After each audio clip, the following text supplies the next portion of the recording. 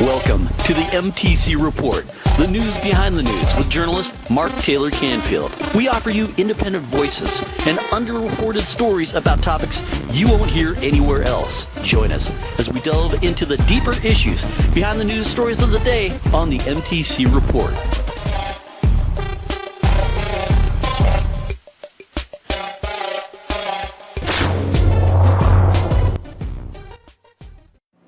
Hi, this is Mark Taylor-Canfield for the MTC Report.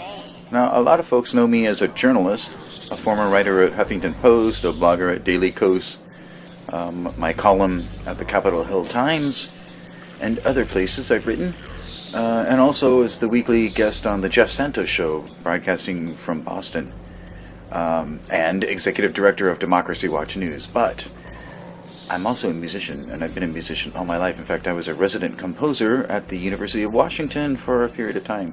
So I'm very much into the arts and into music, and I love to perform and compose music myself. So in this MTC report, I wanted to give you a little flavor of Seattle's creative culture, because I spend a lot of time doing music.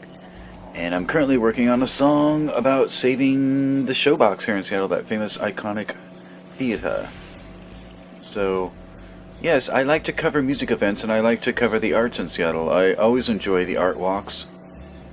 During this last art walk in Seattle, my film, Requiem for a Viaduct, was actually being screened in 2 different galleries, and I actually performed in 2 different spaces on Art Walk Night, both in Pioneer Square and in the Cascade neighborhood of Seattle. So it was a full night for me and a very busy time, and a lot of fun too. It was really great hanging out with my friends and seeing all the artists come out to support those events. So yes, I do like to do arts reporting. I do surround myself with artists and musicians, and I spend a lot of my time playing music and composing music.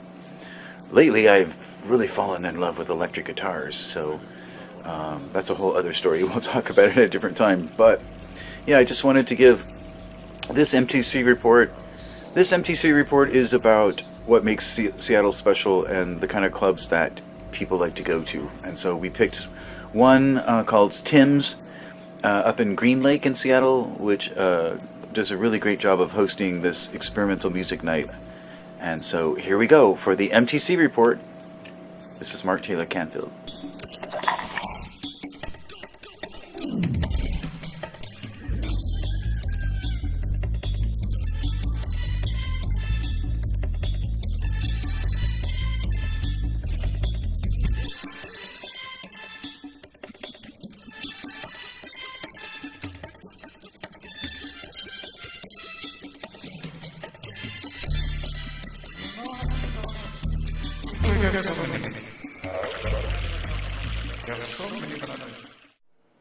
Hi, this is Mark Taylor-Canfield, and this is the MTC Report. I'm here in the studio, and I've been doing some music today and thinking about music, and I wanted to share something with you all that took place at a very special venue in Seattle called Tim's Tavern. At a very special venue, something great is happening. A guy named Jack Endino, who actually was the producer of Nirvana's first album, Bleach, he has a band called Beyond Captain Orca, and they have been there at Tim's up in Green Lake, the Green Lake district of Seattle, this month in residency. That's right, and they're inviting a bunch of their friends to come and perform with them, doing a lot of very experimental music. And it's really good to see that. Now, Jack has been involved with a lot of different projects. He produced a very popular band actually in Brazil that won the Brazilian equivalent of the Grammy Awards. So he gets around too. He's been in a lot of bands. He plays guitar in several different bands and has been in all sorts of bands. Skin Yard was one of the bands that he was in Seattle. So I got a chance to interview him tonight at Tim's Tavern up in Green Lake. And a special group of people were hanging out up there. And my friend John Foss did a really great post on social media today explaining the history of a lot of these musicians that have been showing up at this place and at other places around Seattle doing this very experimental kinds of music. So we ran into some people I haven't talked to in quite a while. John Beezer was there, back from the Northwest Cyber Artist days, where I myself and Einar Askin, Fedge, and all sorts of, John Bain, and all sorts of folks did some very interesting electronic and computer type music.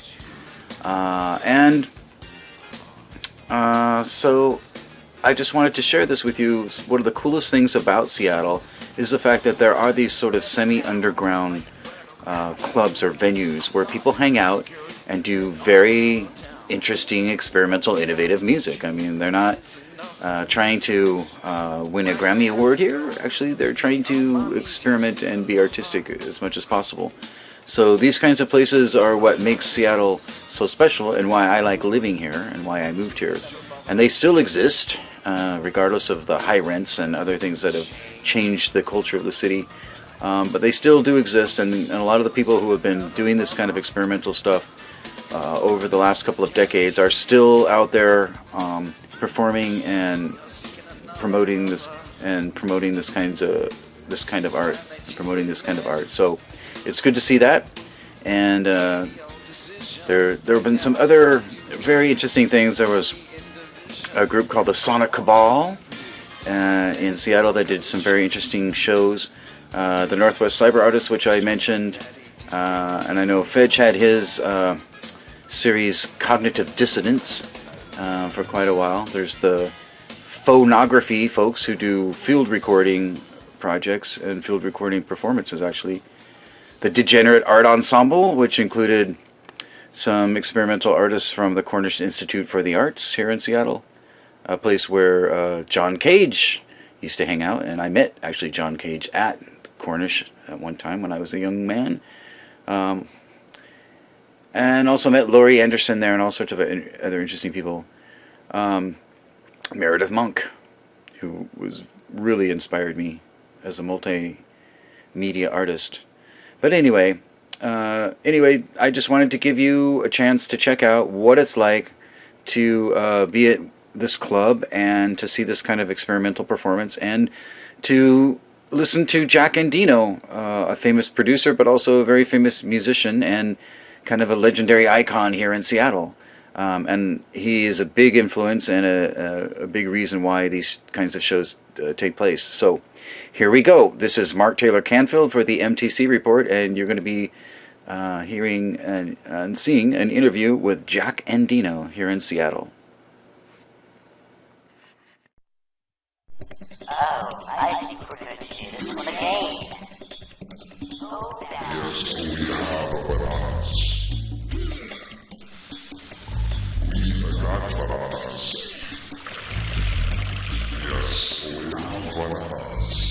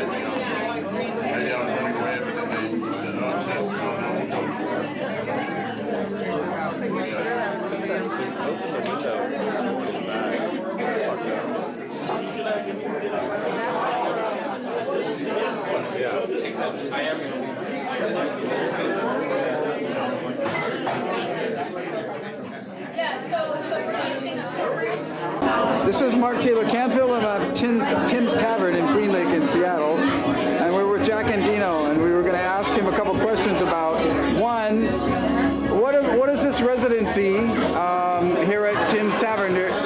The band Beyond Captain Orca is playing here for a month? Is that what's going on? Every Tuesday, we decided to we're doing a Tuesday residency in the month of March. So we're doing 4 Tuesdays. This was the second one, and we're sort of hosting it. Beyond Captain Orca is my improv band. I have a real band called MKB Ultra, which is playing this Saturday actually, at another club. And then, but myself and the rhythm section from MKB Ultra have this band inside a band, as it were, which is called Beyond Captain Orca. And the modus operandi of Beyond Captain Orca is improv. We have no songs, no singer, no rehearsal, no overhead. And we've been doing this for like, I don't know, 2 or 3 years. We try to record every show, and we throw them up on our Bandcamp page. So we're doing a month residency of Tuesdays at Tim's Tavern here with different friends of ours. Each night there'll be a different lineup of other bands. And sometimes we have guests play with us, like tonight, the opener, which her name is Sheridan, and who used to play in MKB Ultra actually, so she guested with us on percussion. Last week we had Kevin Whitworth, who plays in Sky Cries Mary, one of my other bands. He guested with Orca last week. Tonight, the third band was Sky Cries Mary playing an improv set, entirely improv, which I don't think this band has ever done before. So I was in 2 bands tonight. And next week, I don't really remember what the lineup is. I'll have to look. But we have another friend of ours guesting on guitar for the Captain Orca set. Anyway, there's a whole scene of improv bands here in town. And yeah, I saw a post by John Fox. John did a really good job of kind of laying out the history of it. He did lay out the history of it. He's been right in the middle of it for years and years and years. He knows what he's talking about. And that's what got me here. That was the tip that got me here. Yeah, I saw perfect. it. Perfect. That was a good tip, actually. Yeah. So yeah, come back next Tuesday. You know. Where is your other band playing? MKB Ultra is playing on Saturday at the High Dive. We're second out of 4. And I like that club. Yeah. That's it's a great room, and I have to say it's a really good band. We have 2 female front persons who both sing and play guitar, and it's myself and Patrick and 5-track as the rest of the band. So the band, we play songs, but songs are never the same twice. Okay. You know, there's a little looseness going. Yeah, I mean, look at us. It's just we can just take off, but there's a lot of room. Good to see you, Jack, man. Pleasure, Shay. Good job tonight. Okay. I'm glad you came. Come next Tuesday. All right. All righty. Pleasure. Okay, a little editing there. No, that's good. Okay. So you guys are doing, this is your second show? Yeah, this is the second show in March, yes. So you're doing 2 more. 2 more. With some guests along the way. Right, different guests. And so the poster says it's a residency, so that's kind of cool. You guys are like, you're like in-house. We're like the Tuesday house band in March. And, you know, we thought we'd see how it went. It's been great. I mean, for a Tuesday, come on. It was packed. Yeah, exactly. Yeah, it was very busy. But you've obviously done other things. I mean, some folks know you for your work with Nirvana. Right, 30 years ago or something. Yeah, exactly. Was it the first album, right? The first record. And then I was in Skin Yard as the guitar player for 5 albums. Oh, yeah. And that band broke up in '92. And I had Endino's Earthworm a few years ago. And I was in another band called Candy Coated with a famous snowboarder named Jamie Lynn. That was pretty fun. That was a good rock band. We played a lot of ski resorts. There's always something going on, you know.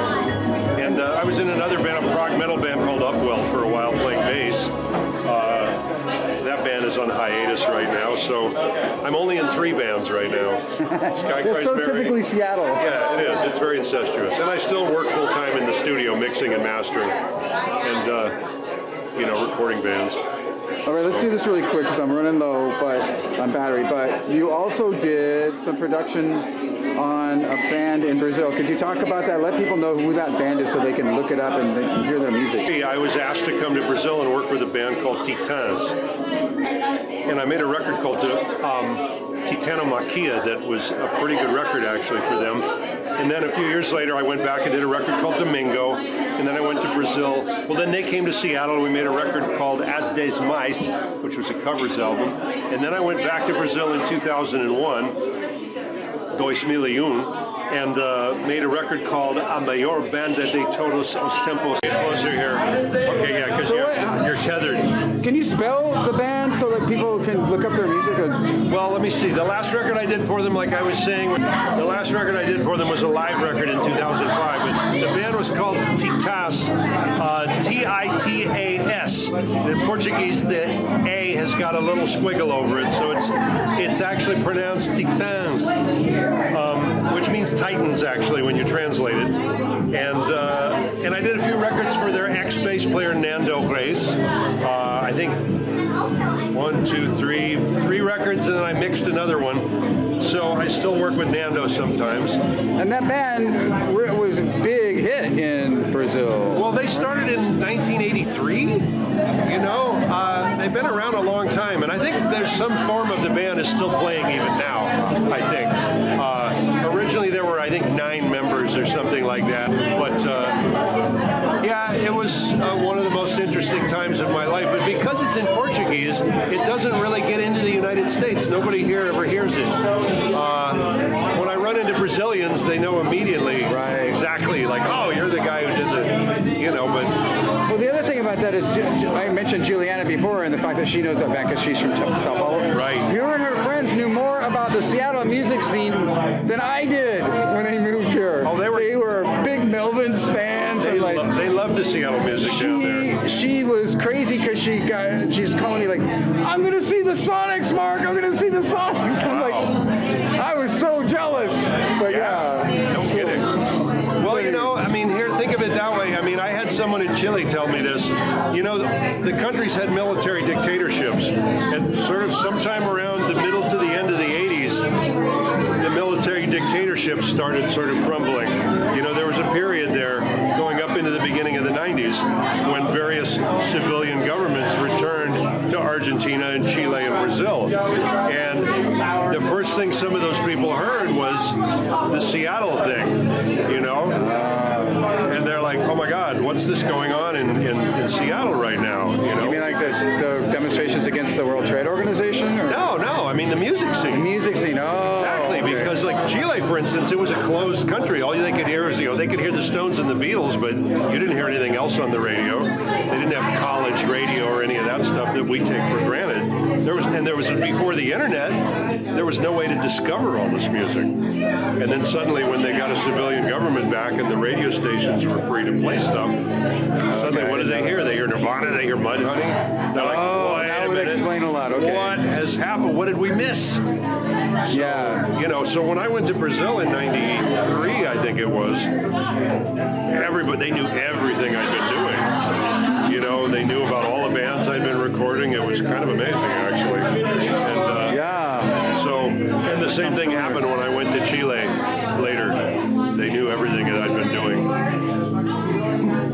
I work with a band called the Ganges in Chile. Made a couple records for them. They're lovely people. I actually play with them on stage when I go visit them in Chile sometimes. And there's a bunch of other bands from Chile that I work with. So, yeah, I keep busy. I was just going to say, you just read my mind. You seem like, yeah, you're a busy guy. So where would be the best place for people to check out your music? Is that Bandcamp, or what would you suggest? My own music, the Jack Endino solo records are on Bandcamp, a couple of them. MKB Ultra is on Bandcamp. Beyond Captain Orca is on Bandcamp. In fact, every show we've ever played is on Bandcamp. Cool. And Sky Cries Mary, I know that we did an album last year full of songs, and it's on, you know, the streaming iTunes and Spotify and whatnot. time. We just put it out ourselves and did the digital thing. So if you're looking for vinyl, it's not going to happen. But we did make an album. I produced it, I recorded it, I mixed it. It's a really fun record, actually. Is that under the Sky Cries Mary name? Is that what it's called? That project, what is that called? That music, is that Sky Cries Mary? Yeah, that's what I was talking about. The band So they recorded under Sky Cries, the name. Yeah, now this lineup of Sky Cries Mary is new. I mean, we've been together about a year and a half, 2 years. The band had been broken up for a really long time, so the singer with the dreadlocks, Roderick, he's the original member. He founded the band. And the drummer, Ben, also an original member of the band. And the rest of us are sort of new, even though we're all sort of old. You know, we've all been in bands, so we know what to do. Yeah. And we have a lot of fun. Tonight's show was improv, so it's sort of natural. We're all space rockers, I guess. Well, there was definitely a lot of really interesting people in the crowd. There seemed like there's a reunion going on. I was involved with a group called the Northwest Cyber Artists, so John Beezer. Turnage was here, of course. I told him. Turnage, yeah. I ordered him to show up. Yeah, he was posting on Facebook today too about it. So so it seems like there's a new, and this is what John Foss was saying on his Facebook post today, is that it seems like there's a new energy, especially in the experimental improv scene right now. There is. We're trying to kick it in there. I mean, Beezer's been right in the middle of it for a long, long time. Since I was recording the Throne Ups in 1987, 86, and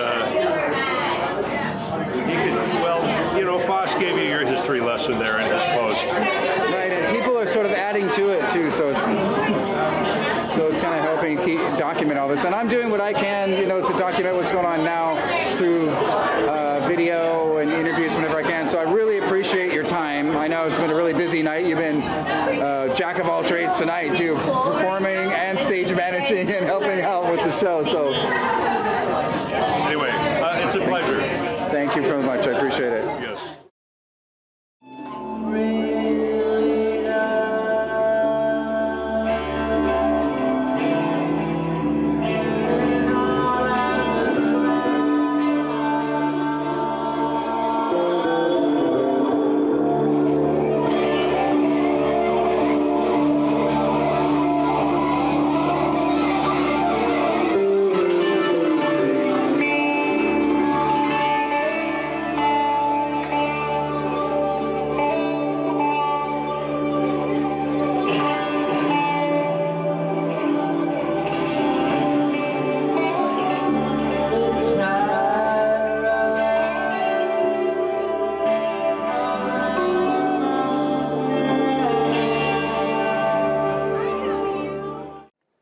So, of course, there are a lot of other great venues in Seattle that I could mention. The Royal Room is kind of legendary. We had the Egg Room up above El Corazon, formerly known as the Off-Ramp for a while. And the Sea Monster Lounge has some really good shows. Numos has some really good stuff going on in the Fremont neighborhood. The Monday night jams there are legendary. And there are a lot of other clubs. Of course, there's always the Crocodile and Numos and the Showbox and all sorts of other really great places in Seattle to see music. The Tractor Tavern is a very famous one. So, these are all great places to see music in Seattle, and if you get a chance, you should definitely go and check these places out. El Corazon, as I mentioned, the Fun House. These are all iconic places to see authentic underground type music in Seattle. So I just wanted to give a shout out to those places as well. Also, the Lo-Fi is another place, and the Rebar, a couple other places. My friend Dane owns the Rebar, and so I have to give him a shout out as well. Anyway, this is Mark Taylor-Canfield for the MTC Report, and I want to thank you for listening. I want to thank you for supporting the channel and checking us out. We do have over 400 original videos on this channel now, which is pretty amazing to me. But we're going to continue to keep doing it and try to bring you some more cutting-edge art and entertainment reporting as well as the political stuff. So, peace out, everybody, and have a wonderful evening. This is Mark Taylor-Canfield. Until next time. The MTC Report, the news behind the news with journalist Mark Taylor-Canfield. We offer you independent voices and underreported stories about topics you won't hear anywhere else as we delve into the deeper issues behind the news stories of the day on the MTC Report.